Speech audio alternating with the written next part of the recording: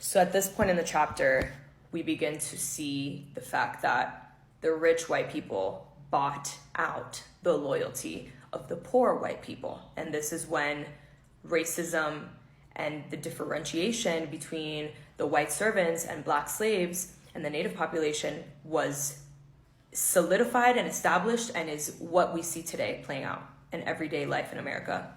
By the years of the Revolutionary Crisis, the 1760s, the white elite that controlled the British colonies on the American mainland had 150 years of experience.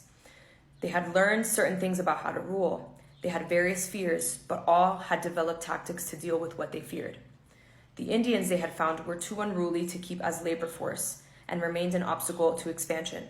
Black slaves were easier to control, and their profitability for southern plantations was bringing an enormous increase in the importation of slaves, who were becoming a majority in some colonies and constituted 1/5 of the entire colonial population.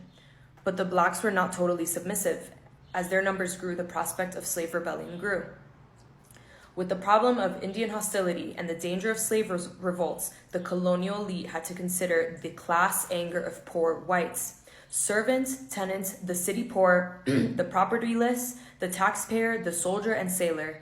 As the colonies passed their 100th year and went into the middle of the 1700s, as the gap between rich and poor widened, as violence and the threat of violence increased, the problem of control became more serious.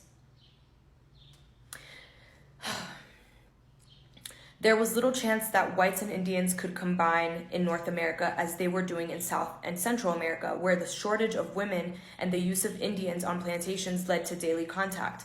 Only in Georgia and South Carolina, where white women were scarce, was there some sexual mixing of white and Indian women. In general, the Indian had been pushed out of sight, out of touch. One fact disturbed.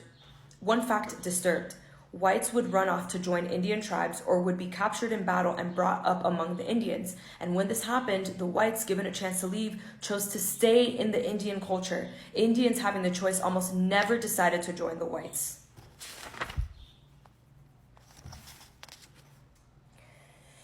Whew. Okay. In the Carolinas, however, whites were outnumbered by black slaves and nearby Indian tribes. In the 1750s, 25,000 whites faced 40,000 black slaves, with 60,000 Creek, Cherokee, Choctaw, and Chickasaw Indians in the area.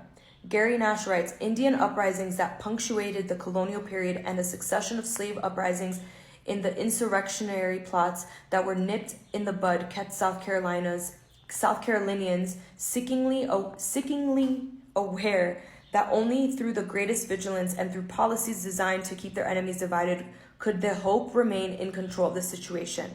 In other words, what they wanted to make sure didn't happen is particularly that black slaves came in contact with nearby native populations and indigenous communities, because if that happened, then they outnumbered the slave owners and the people that were oppressing them. And so they tried to make sure that they stayed as separate as possible. And in the cases where there were white people that were captured by the Indians, when they were able to leave, they would not leave. They would have rather stayed with their new families than go back to the Europeans. And so laws were passed prohibiting free blacks from traveling in Indian country because they did not want them talking. They didn't want them plotting. Treaties with Indian tribes contained clauses requiring the return of fugitive slaves. Governor Littletown of South Carolina wrote in 1738, it has always been the policy of this government to create an aversion in them, in the Indians, to Negroes. Part of this policy involved using black slaves in the South Carolina militia to fight Indians. Still, the government was worried about black revolt, and during the Cherokee War in the 1760s, a motion to equip 500 slaves to fight the Indians lost in the Carolina Assembly by a single vote. They did not want any of the oppressed groups to talk and revolt.